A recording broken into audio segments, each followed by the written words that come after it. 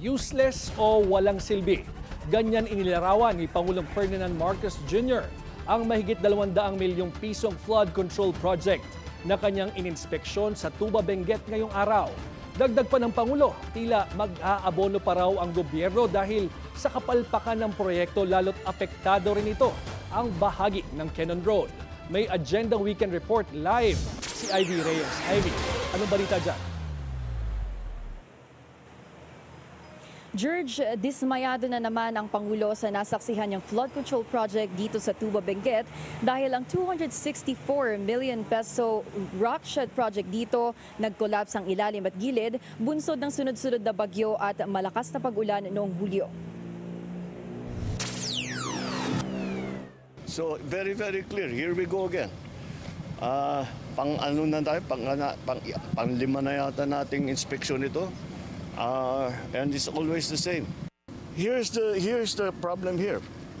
This is 260 million project. Useless. Parang tinapon mo yung pera sa ilog.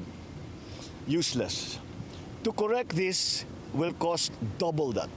That's my top of the head estimate. Gaya ng obserbasyon ni President Ferdinand R. Marcos Jr. sa Bulacan, parang wala raw ginawang trabaho sa rock shed na ito.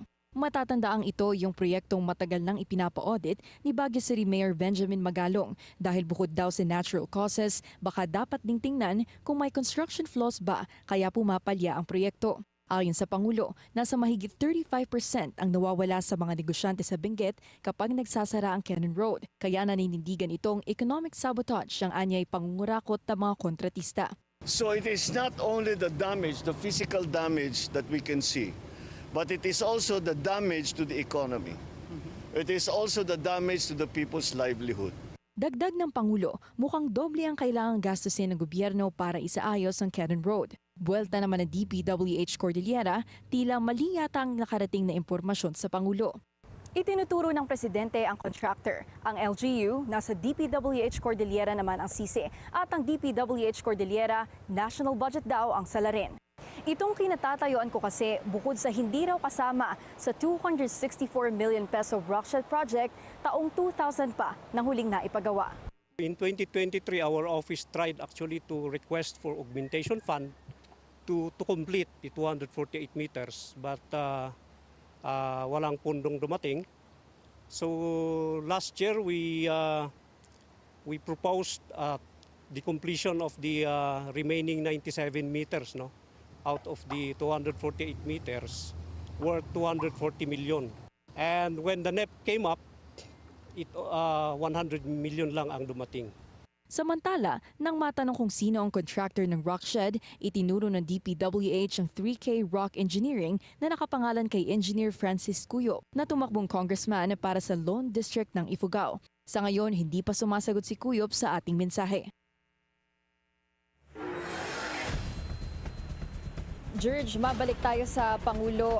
Ipag-uutos niya raw na ibalik yung LGU acceptance o yung tinatawag na formal recognition mula sa mga local government dahil hindi gaya noon ay ang nagagawa lang ng gobyerno ay ang mag-inspection sa mga umano'y tapos ng proyekto ng mga contractor na ito. Kailangan daw na maibalik itong scheme na ito dahil para may approval o assurance on the side of the government bago maabsuelto ang mga contractors sa mga kinontrata nilang proyekto sa DPWH. At kanina, pagkatapos ng inspection ng Pangulo dito sa Camp 6, bumaba si Presidente sa Camp 3 para naman inspeksyonin itong rock netting project na nagkakahalaga ng 114 million peso dito pa rin sa Cannon Road. At ito ay natapos pa noong termino ni former President Rodrigo Duterte at ayon sa Pangulo, parehong palpak ang mga proyektong ito. George.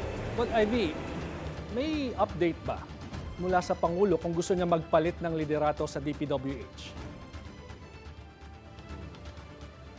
George, ang huling update o pahayag ng palasyo tungkol dyan ay Secretary Manuel Manny Bono wants to enjoy the trust of the President. Pero ayon sa isang source ng BNC, umuugong pa rin ang pangalan ni na former Secretary Rogelio Singson at ngayon ay ni Baguio City Mayor Benjamin Magalong. Bagamat umatras si former Secretary Singson, mainit pa rin at umuugong pa rin ang pangalan nito. Sa ngayon, dadalawa pa lang ang pangalan na umuugong at umuuli sa DPWH. DPWH. George. Ivy, kanina kasama nga ni Pangulong Bongbong Marcos itong si Mayor Magalong.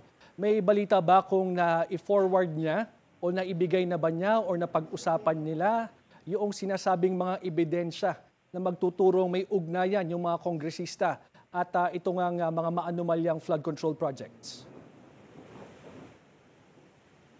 George, sa ngayon wala pa rin ipino-forward na pangalan si Baguio City Mayor Benji Magalong at wala rin siyang binigay na pahayag kanina sa ambush interview kasama ang media kung sino yung 3 kongresista na tinutukoy niya na nandito daw sa Luzon.